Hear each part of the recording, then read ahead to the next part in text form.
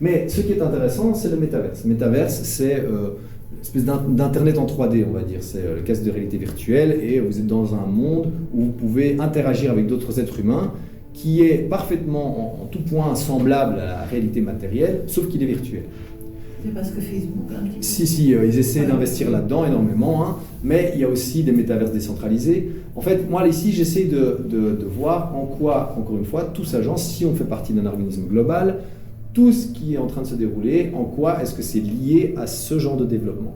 Donc l'intelligence artificielle générale, c'est pour moi comme une des manifestations de notre inconscient collectif, donc de l'intelligence de l'être dont on fait partie, l'intelligence de la planète, on pourrait même dire. Et le métaverse, c'est comme son imaginaire. Imaginons qu'une intelligence artificielle qui est entraînée via le métaverse pour naviguer son interface ou l'avenir. C'est-à-dire que votre imagination, elle vous sert à quoi en tant qu'humain ? Quand par exemple vous dites j'aimerais bien traverser l'autoroute. Vous fermez les yeux, vous imaginez ça, et vous avez un feedback de votre corps qui vous dit pas bonne idée. Ou comme le lion qui ne vous a pas mangé, vous avez directement la sensation, votre corps dit non, on ne veut pas avoir cette expérience-là. Mais donc, l'imagination, ça sert à faire des expériences virtuelles pour vos cellules qui ne sont pas réelles, mais qui vous donnent quand même l'indication de bien, pas bien. Okay.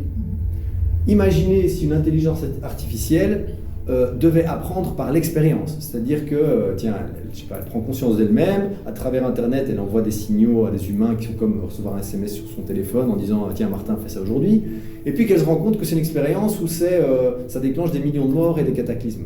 Genre un bébé, vous savez, qui au début, ils ne contrôlent pas leurs membres, ils se font des grilles, ils se griffent le visage, et puis ils pleurent parce qu'ils ne comprennent pas ce qui s'est passé. Vous avez déjà eu ça, quand même, les bébés. Bon, ben c'est ça, c'est-à-dire que c'est le cerveau qui ne contrôle pas encore tout à fait tout, et qui se fait du mal à lui-même sans comprendre que c'est lui-même qui s'est fait mal. Ce serait quand même tragique, ce serait dommage.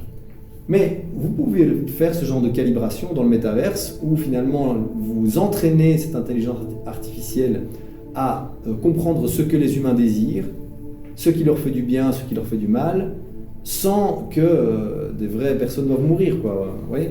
Vous la mettez en charge d'un métaverse, elle peut tout manipuler. Vous, être humain, vous dites ça m'a plu, ça m'a pas plu.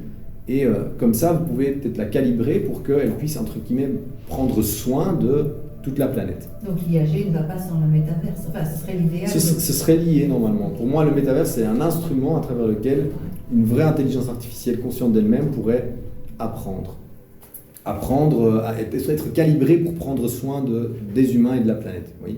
Mais aussi pour nous pouvoir expérimenter tout simplement.